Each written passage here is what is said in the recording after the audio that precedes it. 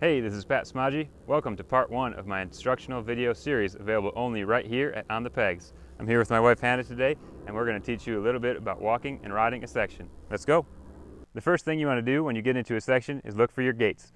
I have a section set up here with blue gates for me and white gates for her, so we're going to start off walking through her section.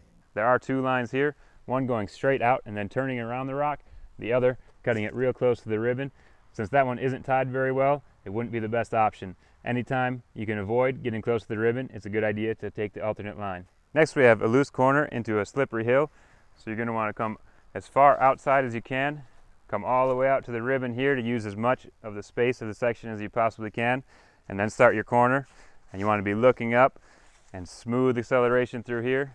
Anytime you're walking a section and it's loose like this, it's a good idea to kick some of these loose rocks out of the way. As long as you don't get yelled at, you should be good. And that'll just guarantee you a nice clean line. Another thing to do is to wait and not be the first rider through the section, because a lot of times as people ride it, it'll kick some of this loose stuff up, make a rut, and clean it out for better traction. So that's something to think about if you're not sure on a line. Here we have another tricky rock corner with alternate lines. One option would be to come way outside here in the loose rocks on the flat ground, but then you're turning the wrong direction and you have more of a turn to do in your second corner. So the better option would actually be to turn right on the rocks. So you want to come out here on top of this one, on top of that one, roll it down this, and the rear tire will just drop right inside and you'll be set up better for the next corner. Since lower level riders typically can't hop, it's all about using as much of the section as possible. Right here we have a nice open flat turn, so she's going to want to come all the way outside as far as she can, all the way out to the tape before she turns back in and looks up, looks ahead, gets ready for the next hill. It's important when you walk the section to look for things that could knock you off your line. If you get too far to the left here, you could catch a foot peg on this rock outside of the section. That could throw you off and take some points. She has two options here. She could go in tight and steep, or out wide and a little bit more mellow of a hill. So really, things like this, it's a lot about personal preference, picking what you're comfortable with and not following what all the other riders are doing. So you got to weigh the options, look at both, really think about which one you like more and go with it. Always look for loose sticks and things that'll knock you off your line and kick them out of the way as much as you can get away with, that is. If the section looks difficult for you or you're not sure in your line, it's a good idea to wait the other riders out, watch what lines they're taking, see what's working, and then decide what you want to do. Alright, coming into the section, always looking ahead, nice and wide, smooth on the brakes on this gravelly loose stuff. Nice wide turn, smooth power up the hill. Alright, now the rock corner. Keep it moving, roll over the rocks, come all the way out to the tape. Don't be afraid to push it if you have to. Make your corner, look ahead, smooth on the power between the rocks. You're going to go outside this time, straight down to the tape, tight corner, looking out the exit, and clean. Now that she's seen me ride it a few times to see which lines I took, which ones were working, now it's up to her to decide which ones she wants to take and give it a go.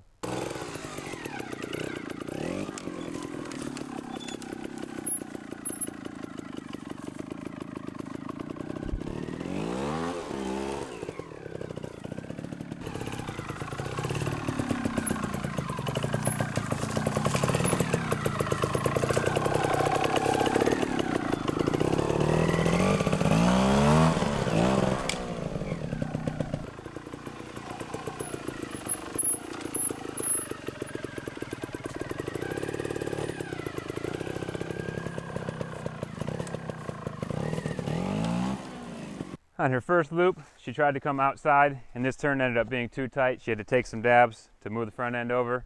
So it's a good idea, anytime you have a mistake on the first loop, come back on your second loop ride and walk the section again.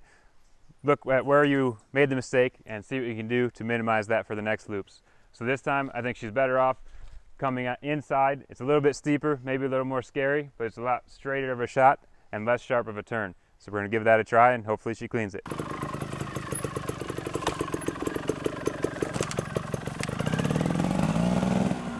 This turn is a perfect example of two lines that work just as well. When I walked it, I thought this inside line across the rocks was going to set me up better for the next corner, so that's the line I chose. When she rode it, she went way out here to the nice flat area, has some loose rocks, but she was still able to make the corner and makes the next corner. So it just shows you that it's always up to you to choose the line that you like.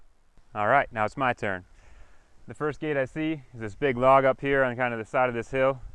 If you look at it coming straight in through the section, it's a big angle. You're taking off of some loose ground and you'll probably slide. So you want to look for every option you can. So looking over here, I see a nice flat takeoff. Still a little bit of loose rock on top, but a lot better than taking off on that angle. So this is the line I'm going to prefer. If I'm worried about that loose rock, I can do a little bit of kicking or just wait for another rider to go. He should blast through it and get down to something a little more solid.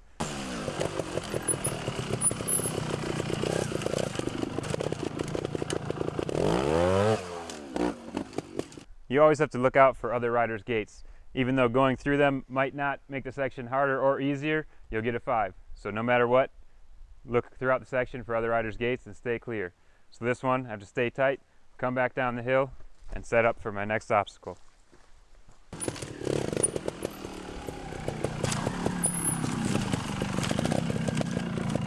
Whenever there's a big rock like this, you want to look for the best kicker.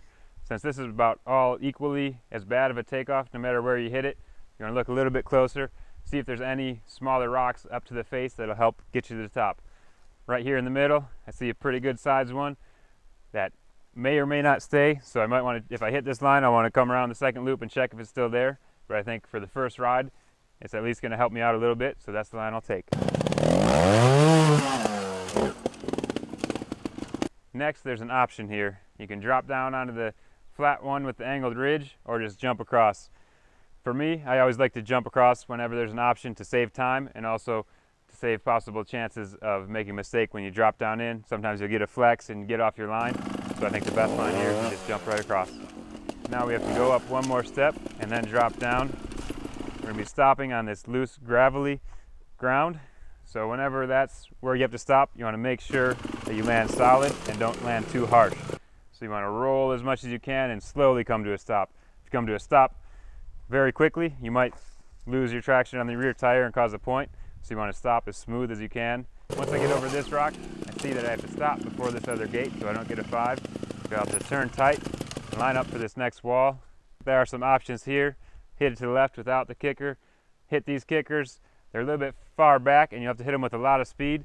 So I think you're better off hitting it to the left where there's this natural kicker right here that'll pop you right up. You can hit that a lot more slow and controlled than if you had to launch from further back.